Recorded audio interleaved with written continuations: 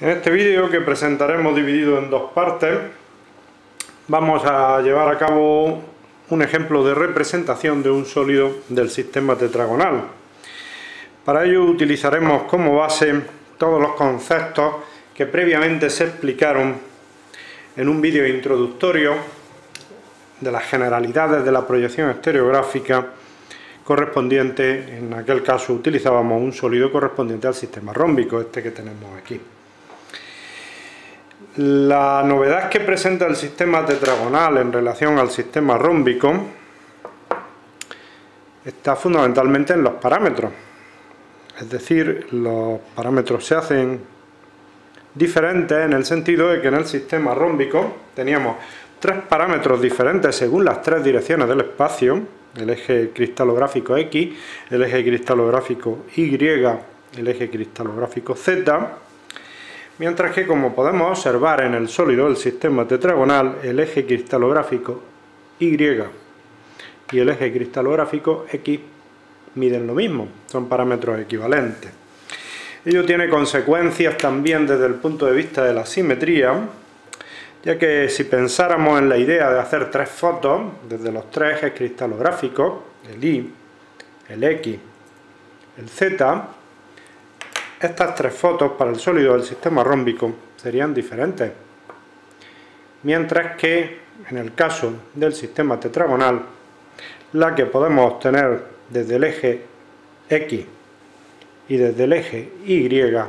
van a ser iguales, es decir, siempre podremos mover un cristal del sistema tetragonal cambiando el eje X por el eje Y sin que ello tenga ninguna consecuencia en cuanto al aspecto que estaríamos observando. Este concepto lo vamos a completar ya con el tercer sistema ortogonal, es decir, aquellos que se basan en tres ángulos rectos, que sería el sistema cúbico. En el caso del sistema cúbico, además de poder hacer este cambio del eje X por el eje Y, también podemos cambiar el eje vertical por cualquiera de los ejes horizontales sin que el aspecto del sólido cambie, es decir, en ese caso las tres fotos serían equivalentes. Esta idea de tres fotos iguales diferentes o dos iguales y una diferente va a ser fundamental para diferenciar los tres sistemas ortogonales, es decir, los tres sistemas que se basan en ángulos rectos. Bueno, dicho esto, vamos a empezar a plantearnos cuáles son las consecuencias que, en cuanto a aparición de nuevos elementos de simetría,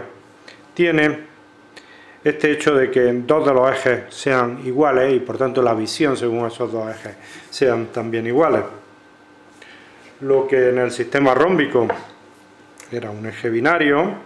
puesto que necesitábamos girar 180 grados el sólido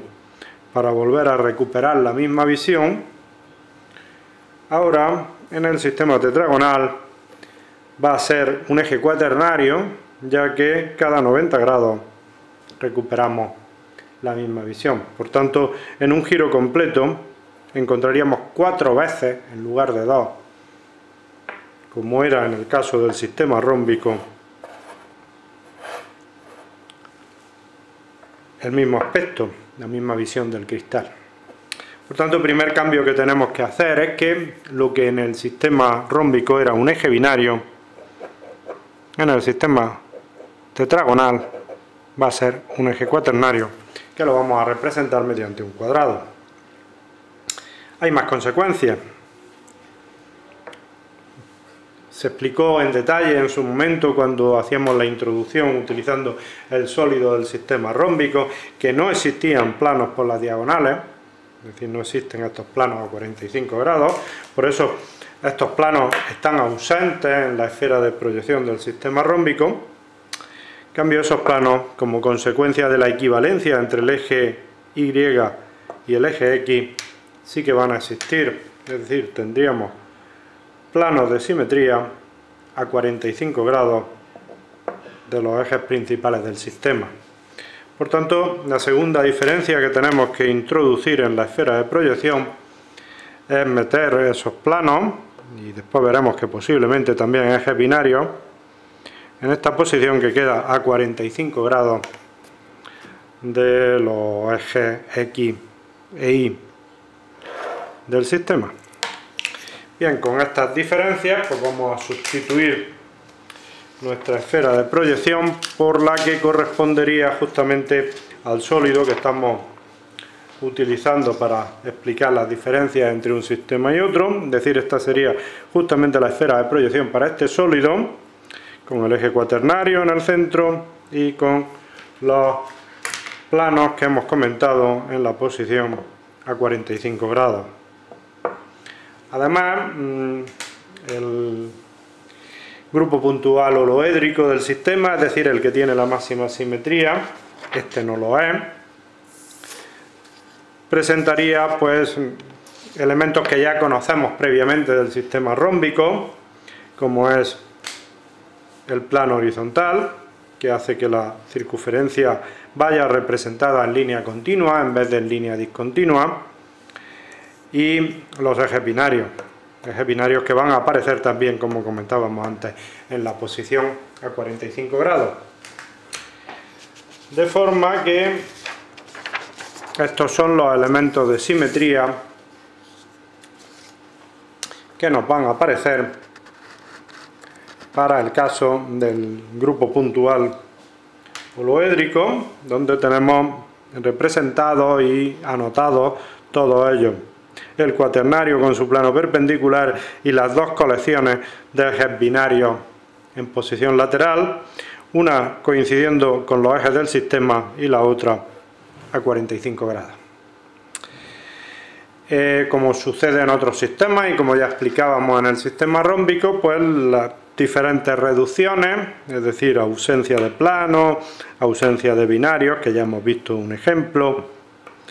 ausencia prácticamente de todo, manteniendo solamente el eje cuaternario, no darían lugar a los otros grupos puntuales, como tenemos representados en la hoja.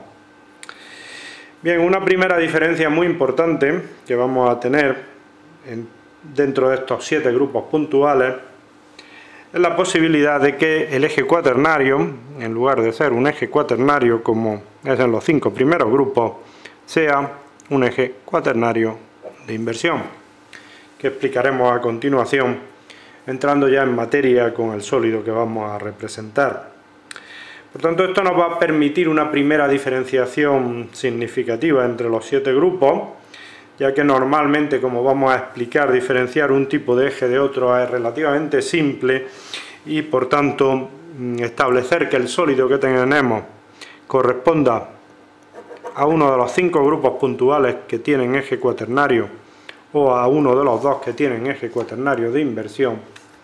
va a ser relativamente simple. Por tanto, con todas estas explicaciones previas,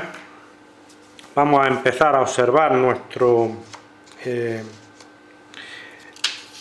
sólido, el que vamos a representar, y vamos a intentar averiguar si lo que tenemos es un eje cuaternario o un eje cuaternario de inversión. Utilizamos también una falsilla en donde tenemos el mínimo de elementos de simetría, es decir, no representamos ningún binario, no representamos ningún plano, asumimos solamente un eje cuaternario en el centro que después podremos cambiar por cuaternario de inversión si es que llegamos a la conclusión de que se trata de un eje cuaternario de inversión. Y con este planteamiento, como hemos dicho, lo primero será diferenciar si tenemos un eje cuaternario o tenemos un eje cuaternario de inversión. Bueno, ya podemos observar que girando 90 grados no se reproduce exactamente la misma forma, pero algo pasa cada 90 grados, ¿no? ¿Qué es lo que pasa cada 90 grados? Pues que encontramos la misma forma, pero invertida. Es decir, que en este caso, en los 4 giros que daría el eje cuaternario, encontraríamos 2 formas equivalentes de este tipo y otras 2 que serían iguales, pero invertidas. Bueno, pues eso es lo que denominamos un eje cuaternario de inversión.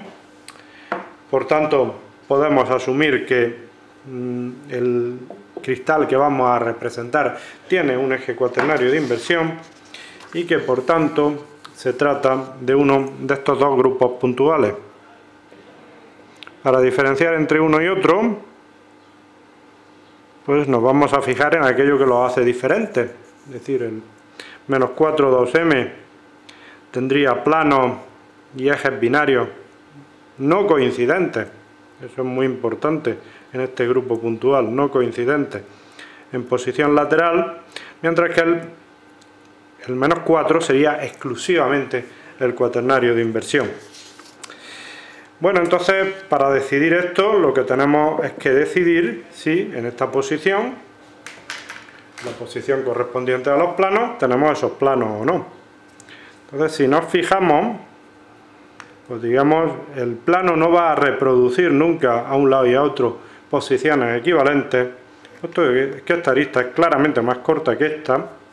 debido a que la cara se encuentra más girada hacia uno de los ejes que hacia el otro. Es decir, no se encuentra en una posición intermedia, que es lo que sucedería para que pudiéramos tener planos en esta posición y por tanto estar en el grupo puntual menos 4, 2m. Es decir, no estamos en el menos 4, 2m, sino que estamos en el menos 4. Y con esta información ya sabemos que nuestra esfera de proyección va a ser esta y podremos empezar a representar en la segunda parte, en el vídeo correspondiente a la segunda parte, podremos empezar a representar nuestro sólido con todas sus caras, deducir las formas y hacer la representación completa, utilizando, como hemos dicho, como base una esfera general correspondiente al sistema tetragonal. Eso lo podremos observar en la segunda parte de esta explicación.